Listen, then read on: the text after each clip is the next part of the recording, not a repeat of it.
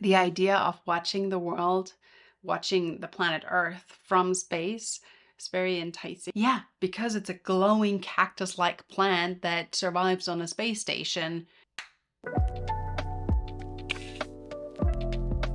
Hello and welcome back to Stories in a Teacup. I'm your host Christina and I'm going to read a story with you that I have not seen before.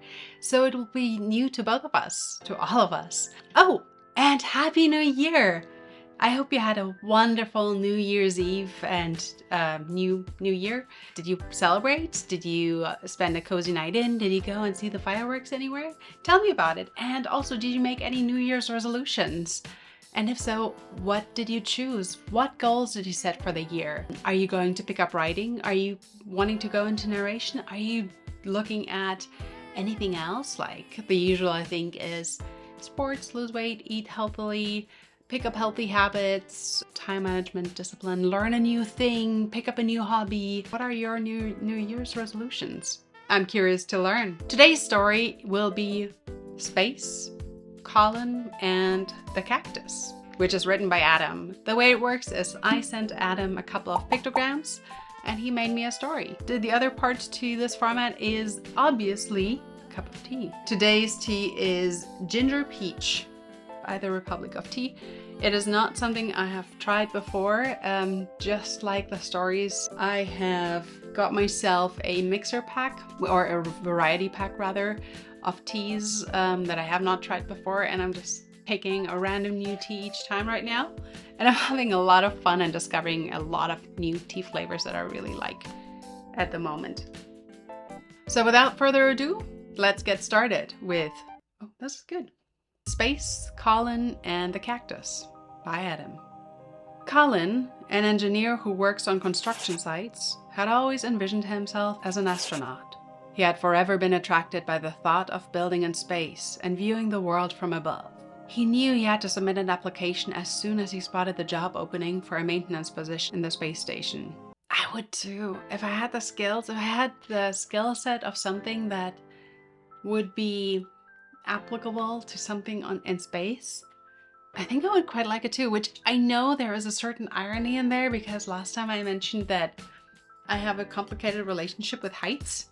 The idea of watching the world, watching the planet Earth from space is very enticing, and I do like space movies, regardless of the plot, but the visuals, the idea of traveling through space, be it Interstellar or Gravity or even space games like Mass Effect, the Mass Effect series, and just very dreamy. So I can certainly relate, even though I'm not an engineer. Colin had ginger hair, which I don't, was chubby, had a nice face, and loved to travel, which I do too. I love to travel. The chance to work on the space station was a dream come true for him, because he had always been drawn to the uncharted. When the phone rang and he found out that he was successful, Colin couldn't help but encounter a mix of excitement and trepidation as he got ready for his first day of work after a successful and relatively worry-free launch from Earth. Colin took a deep breath and looked out at the magnificent vista of the planet below as he exited the airlock and stepped onto the hull of the space station. He was prepared for whatever came his way because this was going to be an experience like no other. Yeah, and he is right.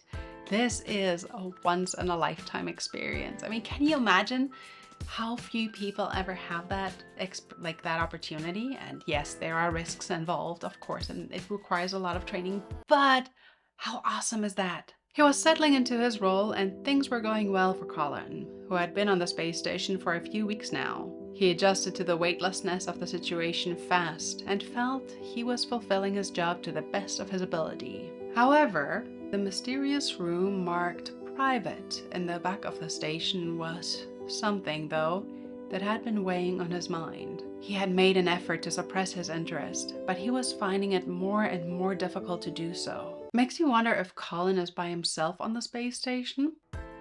Because that makes a difference. If there are other people, and maybe we'll find out, but if there are other people, then it's probably easier to resist the urge to peek in. But if he's by himself, then I could see how it's very tempting to peek inside because, you know, I know it, like, morally and ethically questionable, but if you're stuck there for a I know I'm probably gonna get judged. No worries if I am in an Airbnb or something and there is a room marked as private. I am not getting nosy, but it's a story, it's fiction. So rooms are meant to be explored in fiction.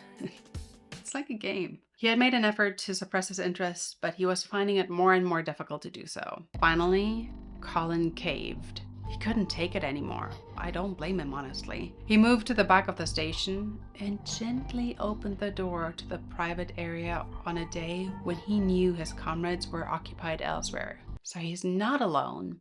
In that case, I think I would have definitely resisted because chances were that the room belonged to one of the other shipmates. And again, yes, I understand that even if you're not there, you shouldn't peek into a private area, but fiction. When he entered, a bizarre, glowing, cactus-like plant bearing an almost luminous yellow fruit he had never seen before met him there. The alarm bells were ringing in Colin's head, but he couldn't resist the urge to pick the fruit. He put it towards his mouth, and he could feel the juices explode as his jaw clenched down on it. He quickly regretted his choice as he chewed. The fruit had an unpleasant, caustic taste, and Colin could feel his body responding to it in mysterious ways. Yeah, because it's a glowing cactus-like plant that survives on a space station, and you just decide to eat the fruit. I don't know that that was the smartest life choice there. He was aware that he needed to return as soon as possible to the security of the station's main area. However, he discovered that the door had oddly closed and locked behind him as he turned to exit the room. He was entrapped and unsure of what lay ahead of him, given that his mind was working in a way he had never felt before. Two voices could be heard from behind Colin as he stood there contemplating how to open the bolted door. A magician and a monk, both clad in extravagant robes, were staring at him in surprise when he turned around. The wizard questioned, "He surely can't see us, can he?" As Colin started, with his jaw swinging open, the wizard said, "Ah! It seems that he can. What a pickle we seem to have gotten ourselves into." Then he sternly asked, "What are you doing here?" And I don't blame him. After all, the room was marked as private, and I would also feel like a scolded child, and probably would be in Colin's situation as well, minus the eating the fruit. The monk stood between the two before Colin could respond, since he was too startled to talk. The monk told the wizard, "It doesn't matter whether he sees us. He must know about the asteroid and the star." "What are you referring to?" Colin questioned, attempting to make sense of the odd situation that he was in. "There's an asteroid and a shooting star on a collision course with Earth," the wizard said gravely. Oops, I gave it the wrong intonation. "They're set to hit the northeastern Sahara Desert, and the shockwaves will disrupt the entire world." Colin's mind raced as he tried to process this information. So some people are really good at reading ahead. They'll read out loud one part of the sentence, but their eyes are already further ahead.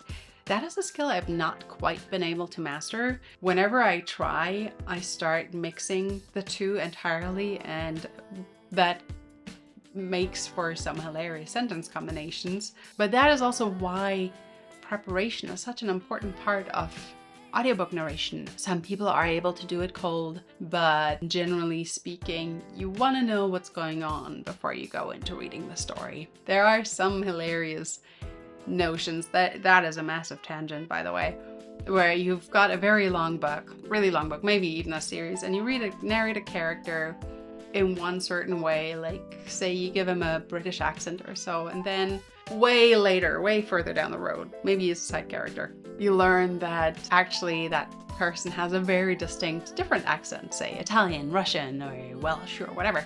And you kind of want to avoid these things because then you have to go back and re-record all those dialogues and find them, and that can be quite the quest to find all the bits of dialogue from that particular person. There are multiple reasons why in an actual narration you really want to make sure to prepare properly. Not like in this, but this is half the fun. Back on topic, Colin asks, "What can I do to help?" "There's nothing you can do," the monk replied, "but you need to be ready for the aftermath. It's going to be a difficult time, but you must stay strong and keep your wits about you." Colin nodded, still trying to wrap his head around what was happening. As the wizard and monk disappeared as suddenly as they had appeared, Colin knew that he had to find a way out of the room and back to the safety of the main part of the space station. As Colin frantically searched for a way out of the locked room, he almost gave up hope. He had tried every possible way to open the door, but it seemed like there was no way out. But just as he was about to resign himself to his fate, he heard a faint, high-pitched voice at his feet. He looked down and saw a tiny version of himself staring up at him in amazement. "Who are you?" Colin asked in shock. "I'm you, of course," the tiny version of Colin replied. "I'm you!" Colin couldn't believe what he was hearing. He and the tiny figure spoke in awe of each other for a moment, marveling at the fact that they were both real and yet so different. But eventually, they realized that they had to find a way out of the locked room. Colin spotted a small gap between the door and the frame and had an idea. "You're small enough to fit through the gap," he said to the tiny version of himself. "Can you reach the release switch on the other side and open the door?" The tiny Colin nodded and quickly squeezed through the gap. A few moments later, the door swung open and Colin was able to escape. Colin knew he had to do something to warn headquarters about the asteroid and the shooting star heading towards Earth. He quickly grabbed the radio and tried to make contact, but as he looked out of the window, he saw the two celestial objects hurtling towards the planet. Is it hurling or hurtling? He watched in horror as they made their way towards the Sahara Desert, knowing that the impact would be catastrophic. But just as they were about to enter the Earth's atmosphere, he could see that they were seconds away from collision. There was an almighty bang and a blinding flash of light, and Colin could feel himself being jolted backwards towards the mysterious room marked private. When he opened his eyes, he found himself standing in the bathroom. You think it was just a dream? That's may have been a nightmare. He was standing in the bathroom holding a half-eaten moldy apple in his hand.